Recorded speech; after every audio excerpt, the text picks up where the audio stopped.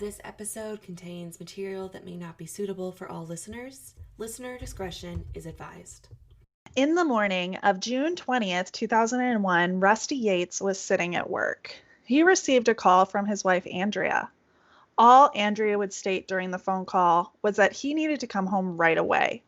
Rusty rushed home, and what he found out changed his life forever.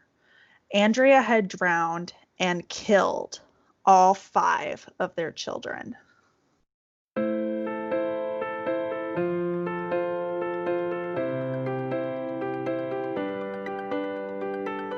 Hi, this is Deirdre.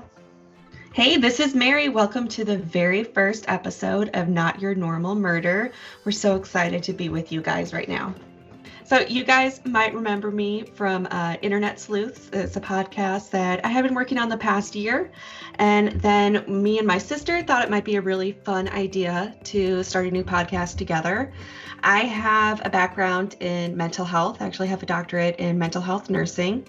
I have my undergrad in criminal justice and my master's in legal studies. So I think I'm an expert, but I'm probably not. Well, you know more than I do, and I always would be giving legal information on my old show.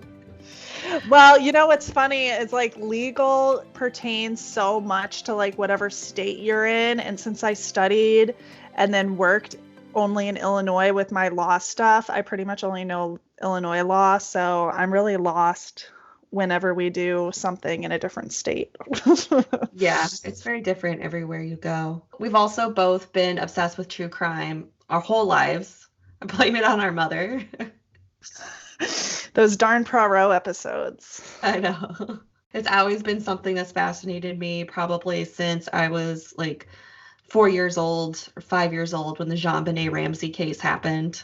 I can't think of one case that pushed me into my true crime obsession, but I do remember, I remember JonBenet vividly, but I also remember Andrea Yates pretty vividly when that happened because it was so shocking. I remember it too. I don't really remember a whole lot. I think we were both pretty young. I just remember our mom being really shocked by it. Everybody really being shocked by it. Yeah, and everything I remember when I was a kid is different from what I learned doing the research for this show. Yeah, I feel like I probably have a totally different output on this now that I have gone through so many years in mental health, nursing and education. I feel like I'll probably see it from a totally different point of view. But I know this case is super crazy. Deirdre researched it and you did a really good job, and I cannot wait to tell you guys all about it and all the really complicated and difficult angles that this story has. So let's get started. Andrea Pia Kennedy was born on July 2nd, 1964. She grew up in Houston, Texas, and she was the youngest of 5 children born to Andrew and Karen Kennedy. Are they related to the Kennedys, I wonder? I don't know. Does she look like Jackie O? I mean, they both have brown hair. From an early age, Andrea struggled with depression and bulimia. She didn't let that hold her back, though, and she did graduate high school and as class valedictorian, and she was also captain of her swim team. She then went on to study nursing at the University of Houston, and following her graduation, worked for 6 years as a registered nurse at the University of Texas MD Anderson Cancer Center.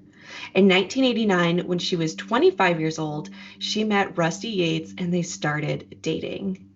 Soon after meeting, they moved in together and were married in 1993. They decided that they would have as many babies as nature allowed, and their first child, a boy named Noah, was born 10 months after their wedding. They then went on to have 4 more children, John, Paul, Luke, and Mary. It was Rusty's conviction that the man was to provide and the woman was to stay at home, so Andrea never went back to work as a nurse after having children. So when I was reading this research, it really kind of immediately struck out to me. They're obviously very religious people. All of their children are named after biblical characters. They have pretty conservative views that the mother has to stay home. So I just thought it was interesting that they moved in together before they were married.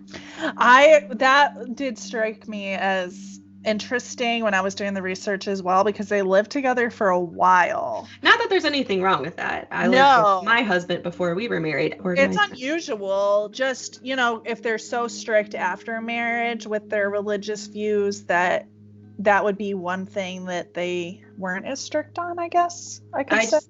The only thing I can think is that Rusty sort of got much more convicted with his beliefs after they got married. Yeah, I have no idea. And I didn't really find much on their dating life in the research. So I don't really know why they live together. Because a lot of people, when they want to be together and they have, strong convictions about premarital sex or something, they just get married young. Yeah. So I thought that was interesting as well. So in an interview later, a journalist who had closely followed the case recounted that she believed Andrea actually did want to go back to work, and that this journalist also felt it would have been good for Andrea. She said that Andrea was a people pleaser, and she was just one of these people. She just agreed with whoever she was talking to at the moment. She just kind of reiterated back to them what she thought they wanted to hear. So nobody really knows what Andrea truly wanted. Did she want to go back to work? Did she want to stay home? It's kind of hard to say. She was always uncomfortable with sex and her body, and she even wouldn't let Rusty see her dress. She started having visions of death and stabbing after her first child's birth, but she kept it a secret. She didn't tell anybody about this. Andrea was a perfectionist, and she could not handle people knowing that she had depression and was not perfect. She was known as someone who didn't open up. She played her cards close to the vest, so to speak. When Rusty was attending college at Auburn University, he met and started following the teachings of an interesting preacher. His name is Michael Waranecki, and his beliefs and followers are reminiscent of cult-like beliefs. Michael is a traveling preacher and has preached his beliefs at many college campuses over the last 30 years. Michael believes that today's churches are not the churches spoken about in the Bible and cannot save anyone. He also believes that extremely few people will ever make it to heaven. What part of the Bible is he getting this information from? I know. The Bible says that anytime there are two people together, that's a church, and that anybody who believes in him shall not perish. Like, literally, the Bible preaches that every single person alive can get into heaven if they want to. The most famous Bible verse of all time, John 3:16, literally says that all you have to do is believe. So I just want to know what translation he's using. I believe personally that he might have used that get people to follow him more closely, because maybe people would think, oh, well, if it's so difficult to get into heaven, then he holds the key of getting into heaven. Oh, for sure. Yeah, it's a clear cult move. It's just very interesting that he's saying that he got this from the Bible when it's literally the opposite. He taught that bad children come from bad mothers, and he would also carry signs around stating things like, "You are going to hell." So he almost really reminds me of the Westboro Baptist Church at this point. I know, yeah. It's just scary. It's a scare tactic. It's in your face. It's meant to incite a lot of emotion. Mm-hmm. So Mr. Waranecki teaches that women who work or practice birth control are witches. He once wrote in a pamphlet that, quote, "At birth, a woman inherits the contentious nature of Eve, and a man is born with the passive nature of Adam." So he's saying that all things that go wrong in the world are because women are horrible and men are too lazy to fight back. In so many words, I guess. I mean, he does villainize women. He does villainize women, but he's also not giving men very much credit. Yeah. It's interesting because he's obviously not passive. No, because Rusty's deciding what's best for the family. Well, and Waranecki isn't passive either. No, you're right. It's just interesting that Rusty would want to start following this guy in these sort of extreme teachings. But Rusty also led Andrea to start following the teachings of Michael as well. Over the years, the Yates and Michael Waranecki exchanged countless letters, and he would preach and counsel them over frequent phone calls. As the years went on, Rusty pulled away from Michael's teachings, but Andrea actually still pursued his teaching and following of this angry, spiritual, I guess you could say, logic of Mr. Waranecki's beliefs. This was shown in dozens of letters found that were exchanged between the two. Waranecki preached minimalism. His belief was that his followers should live on as little as possible and donate the rest. Early on in Andrea and Rusty's marriage, they bought a 4-bedroom house in Texas. After the birth of their first child, Rusty accepted a job offer in Seminole, Florida, and the family relocated down there and subsequently moved into a small trailer in a trailer park. Rusty didn't think that living in a trailer was minimalist enough, though. So around the time of the birth of their third child, Rusty accepted another job back in the Houston area. So they relocated back to their hometown of Houston. In lieu of buying a home for their large family, Rusty bought a 350 square foot bus converted living quarters from, and you can guess who, Michael Waranecki. Well, no wonder he's preaching minimalism if he's selling people things. 350 square foot, that's like the size of a hotel room. That's insane. So he wants people to live frugally to donate their money. I'm going to give 2 guesses as to where he expected that money to be donated to. Oh, yeah.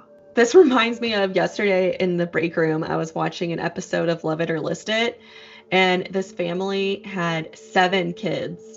But I mean, they were way better off than a 350 square foot bus, but they were still living in a 3-bedroom, 2-bathroom house. So I thought that was insane to have 9 people in what's an average size house. So I can't even imagine 3 kids, right? 3 kids and 2 adults in a hotel room size bus. That's just horrible. I mean, kids have so much stuff. I mean, oh my gosh. I have 1 child and our 4-bedroom house is too small.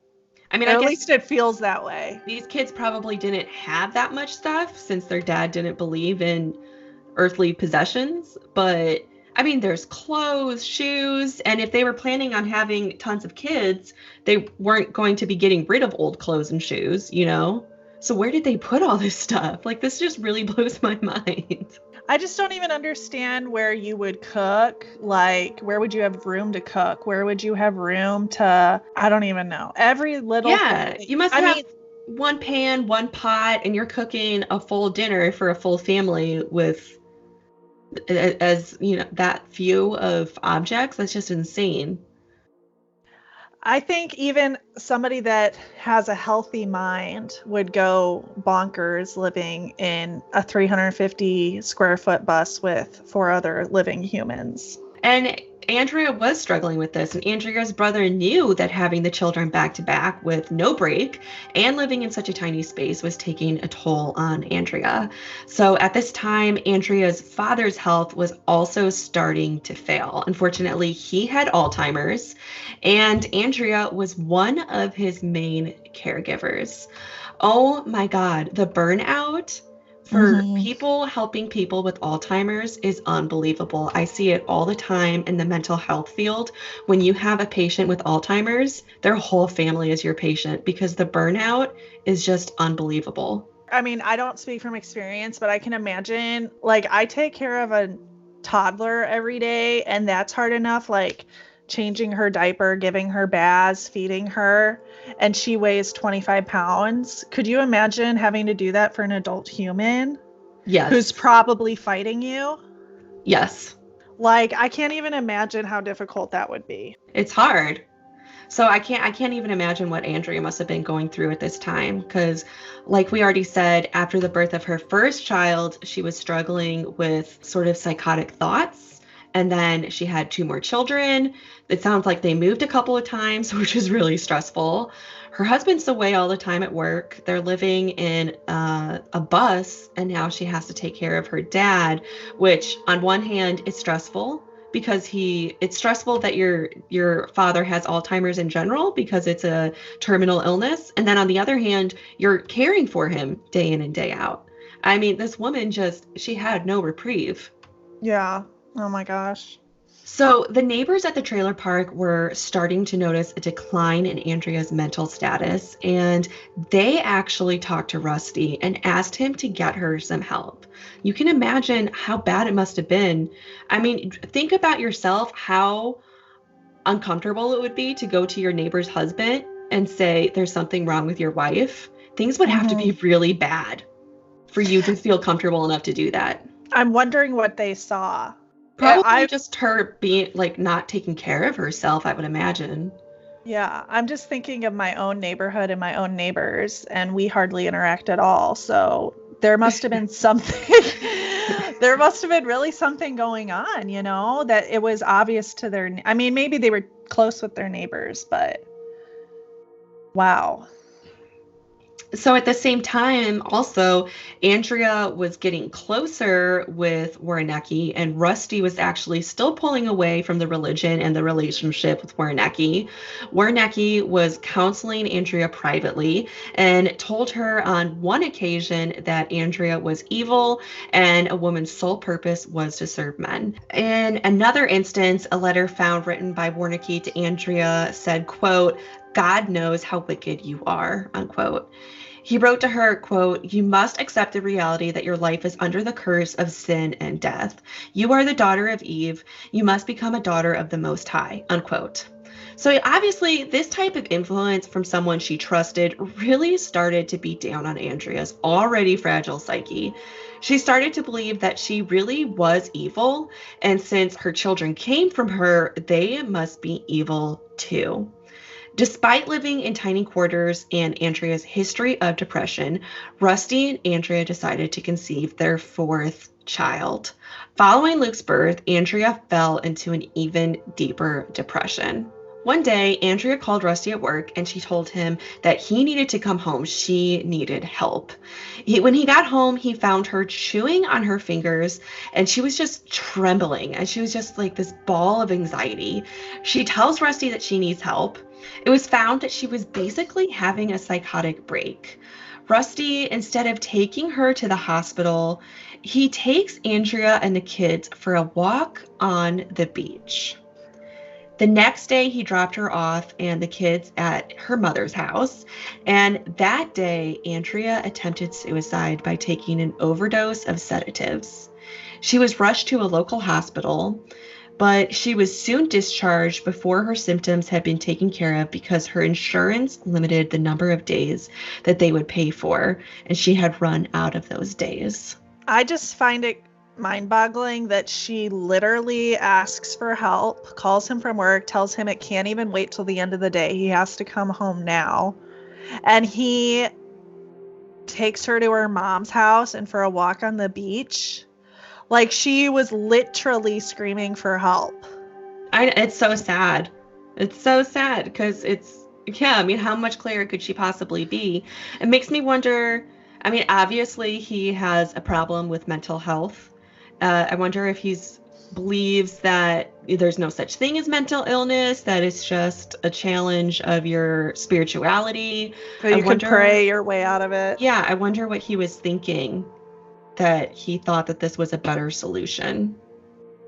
I guess the only other thing she could have done is like call 911 on herself and saying she was contemplating suicide, but she did what she thought she needed to do for help and he failed her, I feel like. So she was discharged from the hospital before she was ready, unfortunately.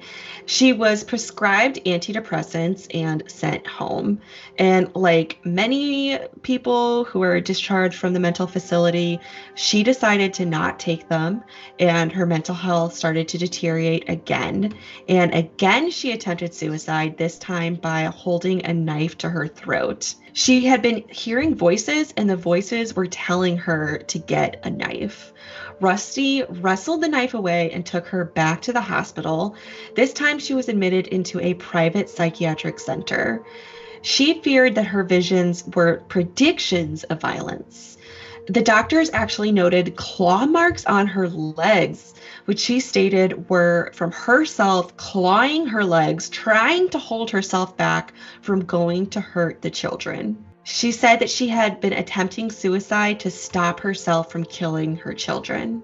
The psychiatrist recommended electric shock therapy, but Andrea denied it, which honestly, that would have been the absolute best treatment. It's really sad. Can you tell me what electroshock is? Because the only thing I know about electroshock is that barbaric things you see in horror movies. Electric shock therapy is very safe. It's used frequently to this day. It can be used in pregnant women. It can be used in elderly people. That's how safe it is. It is a shock of electricity that goes through your brain and it causes a seizure. You're not awake for it. You're sedated. And what it kind of does is it just kind of resets the brain waves in your brain. So if you can imagine when your heart is in an irregular rhythm, they shock it back into a normal rhythm, right? So this is essentially what you do with electric shock therapy. It has the highest success rate of all treatments for depression. It can be used in the extreme cases such as depression with psychosis. So it's actually a real pity that she refused to have it done. And in many states, they can actually court mandate it, but I'm guessing she was not in a state that allows that to happen. Well, also this was, 2001. Yeah, I don't really know what the laws were back then or in the state she was at. So Andrea was treated with antipsychotics and antidepressants. She continued to see her psychiatrist once a month. The doctor warned Rusty and Andrea to not have any more children because this would cause the issue all over again. For everyone's well-being, Andrea should not have any more children. And this is true. There is a high correlation. If you have postpartum depression after you give birth, you are so much more likely to have it again with the next birth, somewhere between 30 to 50% more likely. And this is just for women who didn't have depression before they got pregnant. It sounds like she had depression when she was a teenager. So the risk of her having postpartum depression, especially when she had such severe depression, most people's depression never make it to the point of psychosis. She's clearly very psychotic. She is an extremely severe case. And I feel like every 2 minutes or so you've been saying, and then she fell into a deeper depression, and then she fell into a deeper, like, it just keeps on getting worse. It's building and building and building. It is building. And something that we see with psychosis is when you have a relapse, it's really unlikely that you'll ever get back to your old baseline. So every time she's having one of these psychotic episodes, they were running the risk that she would never go back to being normal Andrea again. Do they even know who normal Andrea is? It's a good question. When Andrea was in the hospital, Rusty bought a house for the family to move into so that they could get out of the 350 square foot bus. This was good news. She got out of the hospital, they moved into the house. That sounds like he was trying. It sounds like things were improving. But then Rusty and Andrea decided to have another baby. To their fifth and final child, Mary, on November 30th, 2000. She seemed able to manage the postpartum period and taking care of all 5 children well. That is until her father's death in March 2001. And again, Andrea spirals into a deep depression. I mean, this is a huge stressor for any person under any circumstances, but especially somebody who's already in a really fragile state. And it's something that we commonly see is somebody having a huge stressor like this that really pushes them over the edge into a manic or psychotic episode. It really seemed like this was Andrea's worst episode of all. She stopped talking. She refused to eat or drink. She even stopped feeding the newborn baby. Now, we couldn't find any reports that said she stopped feeding the other children. Rusty was still around, so it's safe to assume that the children were being fed. But since she wasn't feeding herself and you need to eat and drink to lactate, that's probably why she stopped being able to feed Mary. Andrea was also becoming extremely paranoid, thinking that there were video cameras watching her every move and that the characters on TV programs were talking directly to her. And this, I mean, this is so clearly a case of psychosis. There's even a name for that. That's called delusion of reference. And it's like probably one of the most common symptoms that I see when somebody's in a psychotic episode. And it's really scary because they could think that the newscaster wearing a blue tie means that the world's going to end tomorrow and they need to kill their family before the zombies come and kill them first. I mean, none of it makes sense, because they're just imagining these messages that they think are secretly being sent only to them and that nobody else knows it. Wow. That's so scary. I've always been extremely interested in caring for psychotic patients because I just can't imagine how scary it must be to be in that state. So it was around this time that it dawned on Rusty that Andrea might be depressed and psychotic again. So he took Andrea to get treatment. Over the span of 2 months, she was treated and released twice from a treatment center that specializes in substance abuse, reportedly chosen by Rusty because it was closest to their home. So it kind of makes me wonder if this place was even well equipped to deal with her level of mental illness. I would think it's safe to say that it wasn't. Every time Andrea was released, she was given medications, and every time she went back in, the drugs were adjusted. Andrea was seen on follow-up just 2 days before the incident. Once again, her drugs were adjusted. Rusty told the psychiatrist that Andrea was not improving. Many of Andrea's doctors have said that she is among the sickest of patients they have ever seen. She had been diagnosed with postnatal psychosis, major depression, schizophrenia, schizoaffective disorder, and bipolar disorder.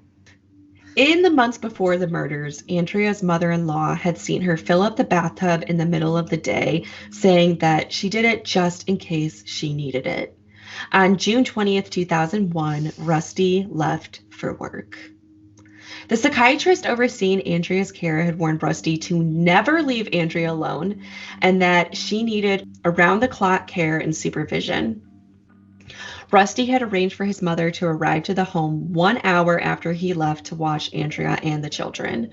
Rusty thought that just an hour alone would be fine, but an hour was all it would take for the worst to happen.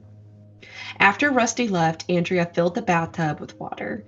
She grabbed Paul, age 3, and drowned him in the tub. Then she drowned Luke, age 2, and John, age 5, and laid them in her bed. She then drowned 6-month-old Mary, whom she left in the tub for an unknown reason. Paul, age 7, came to Andrea and asked what was wrong with Mary. He then reportedly figured out what had happened, and he then tried to run away from Andrea. But she caught him, and she drowned him as well. She took Mary, laid her in John's arms in the bed, but she left Paul in the tub, assumingly because he was too heavy to lift back out. I just can't imagine the strength it took to overtake and drown a scared 7-year-old boy, especially after she had just drowned 4 other children who were probably also putting up a fight and struggling, and the amount of energy she would have already had to have spent on that. I'm just trying to picture this sequence in my head, and she unfortunately, kills the younger 4, and then Paul comes up to her. I'm wondering, she had less than an hour to do this. Was she sitting there watching TV? I'm trying to play this all out in my head because he says, "What's wrong with Mary?" There had to have been some sort of time lapse.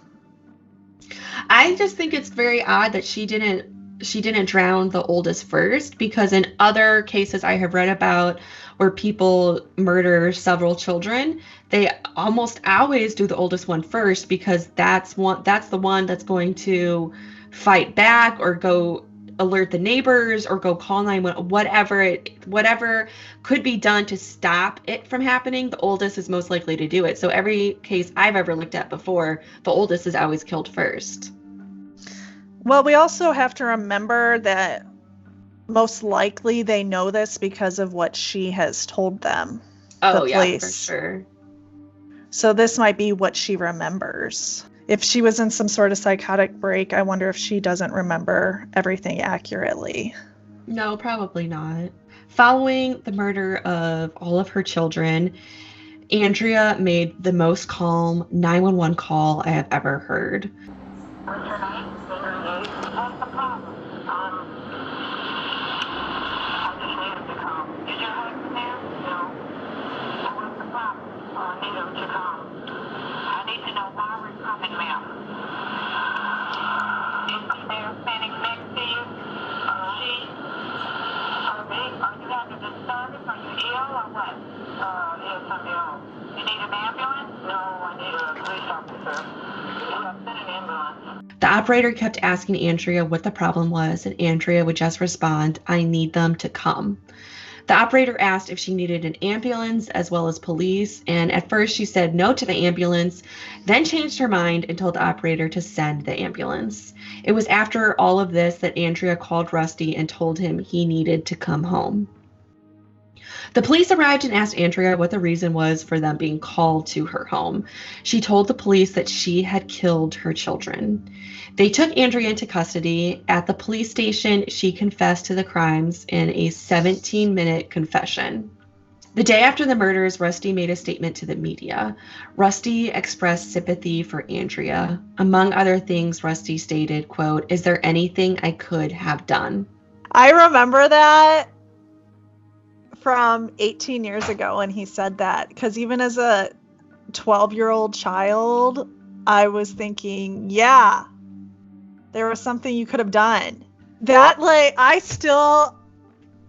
blows my mind that he says, is there anything? He literally, the doctor said, don't have any more kids. Literally, the doctor said, don't ever leave her alone with their kids. Is there anything I could have done? I'm at a loss for words with that statement. Yeah, there definitely seems to be a failure for proper safety. So Andrea stated from the beginning she wanted to plead guilty to the crimes. She said she did not want to be let off in any way. She wanted to pay for what she had done. In the weeks after the killings, there were several interviews Andrea had with police, which were videotaped and later shown to the jury. In those videos, she outlines what she did and why. What were you trying to accomplish then when you did take your children's lives? Maybe in their innocent years, God would take them up. God would take them up to be in heaven, is that what you mean? All right. And if you had not taken their lives, what did you think would happen to them? I guess they would have continued stumbling. And where would they end up? Hell. In hell. Andrea said that she believed if she didn't kill the children when they were young, they would end up in hell. And this is pretty reminiscent of growing up Christian and Presbyterian. They tell you that children are sinless, and there seems to be this absolute point, which kind of like a switch flips. You know, up to a certain point, if you die, you're going to go to heaven because you're considered too young to understand and to be saved. But then there reaches a point where you're considered old enough, and if you were to die at that point, you would go to hell. I mean, at least that's what many churches that I have been to have taught. That's what we were taught. What I interpret of what Andrea is saying here is she believed that she needed to kill her children before they reached this absolute point where they would be considered too worldly to get into heaven on their own. I think that's what she was saying. I agree. And since their oldest child was 7 years old, she was probably worried he was reaching that, turning point. Exactly. She believed that, like Waranecki preached, that only a select few would ever make it to heaven. And so she wanted to ensure that by killing her children, they would get to go to heaven. So she sees that there's already this competition to get into heaven. She had to ensure that her children would get to go to heaven. She said that her children would not listen to her and they would disobey and they would be disrespectful. So she felt she was already starting to see a turn in them into a sinful nature and that she had to get them to heaven before it was too late. The threshold for the insanity plea in Texas is very high. They have to meet both criteria, which is A, have a severe mental defect, and B, not know right from wrong. Before going to trial, her defense team held a mock trial to see if there was any chance that she could get the insanity defense. The jurors in the mock trial, they just couldn't get over the fact of a mother killing her children and then confessing to it so coldly. 3 months after Andrea's arrest, a jury found her competent to stand trial. Her defense team went forward with the insanity defense and intended to prove that she did not know right from wrong at the time of the murders. At her trial, she was only charged with 3 of the murders, Noah, John, and Mary. She was not charged with Luke and Paul's murders. So this is actually a tactic that the prosecution uses when they are trying to convict somebody for multiple murders. If the defendant is found not guilty for the first trial, the first murders that they charge them with, then they have the other murders to fall back on, so to speak, and charge them with that and try to get a conviction. So it's basically a loophole around double jeopardy. Exactly. This was a tactic that was used in the infamous case of Darlie Routier. She was a mother accused of murdering her 2 children in 1996. When the prosecution went forward with the trial, they only tried her for one of the children's murders in case of an acquittal so that they could then try to get her on that loophole of double jeopardy and charge her with the second. It's the same crime, but it's 2 different lives, so they're able to do 2 separate trials. My question, though, is if she said that she wanted to plead guilty, I wonder why this even made it to trial. Because her defense team wanted to use the insanity defense. If you plead guilty, you can't use an insanity defense. I know. I wonder if maybe after some time with medications, she came around to their idea, because you don't need a defense team to plead guilty, and they can't tell you to not plead guilty. So I just wonder at what point she changed her mind and decided to go along with this trial, because she had to have been pleading not guilty for there to be a trial, right? I'm wondering if there was some sort of judgment made by the judge that she wasn't able to enter her own plea because of her mental state. That's possible. Andrea's trial started 8 months after the crimes.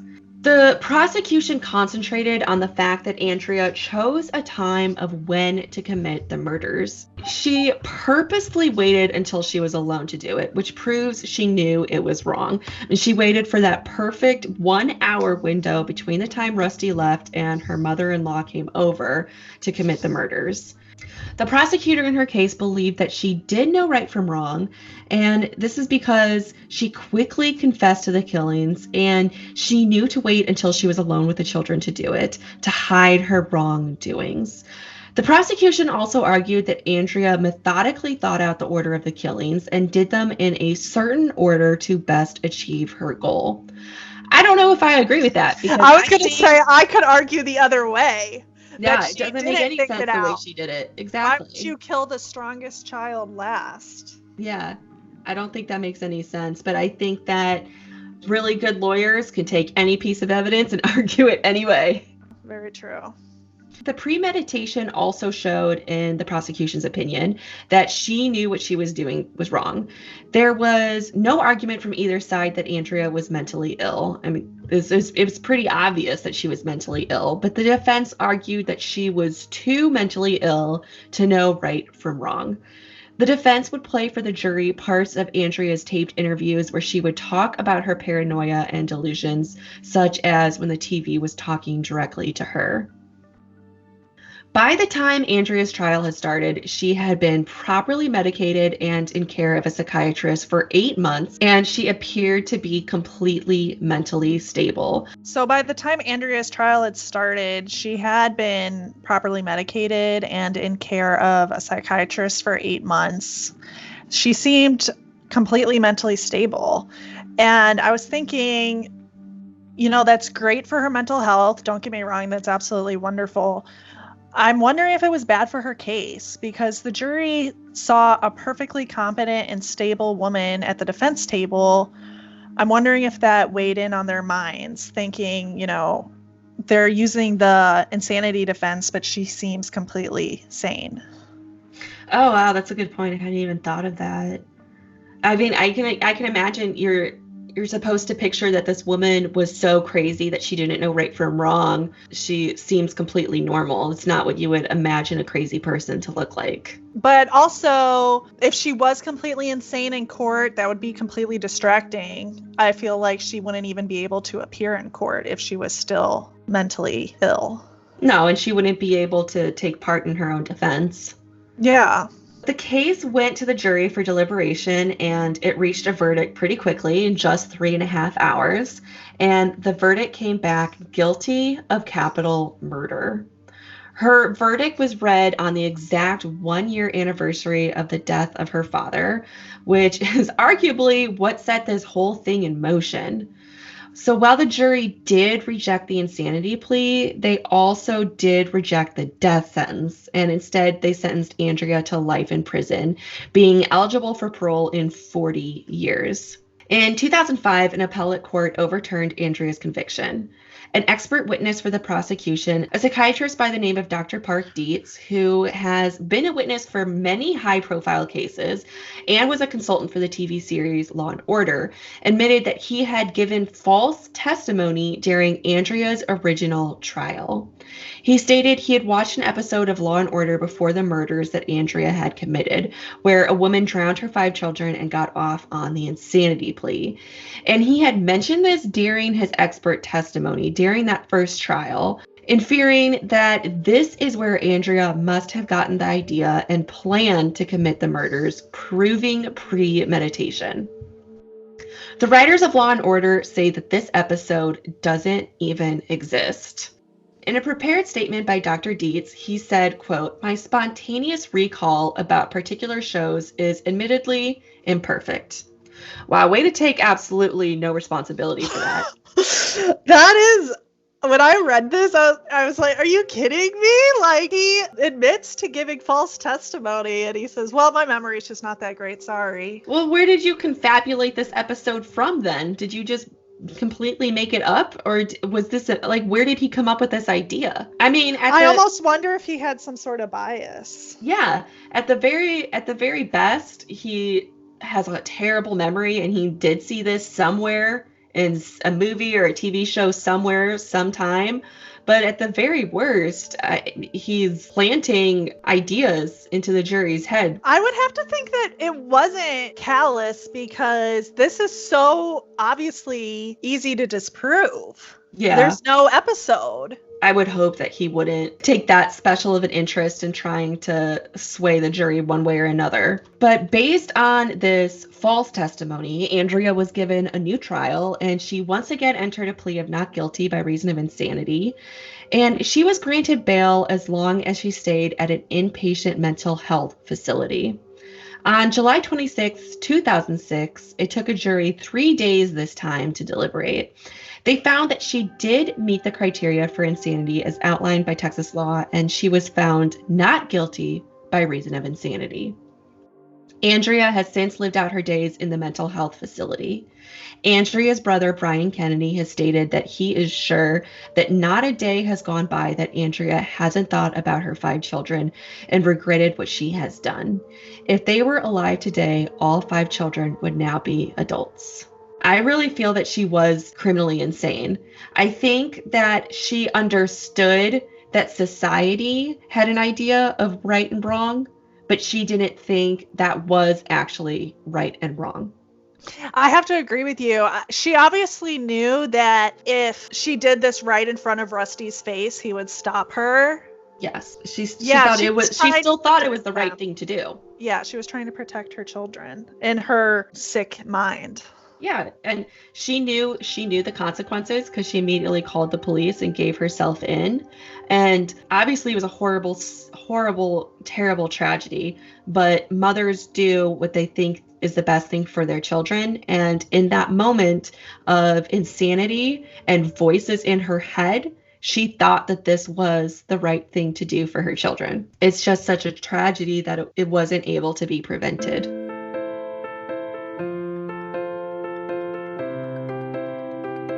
Hey guys, thank you so much for listening to our first ever episode. We can't wait to hear what you guys thought about the case. So make sure you reach out to us on Facebook, Twitter, Instagram. You can email us at notyournormalmurder@gmail.com. Let us know what you thought about the episode.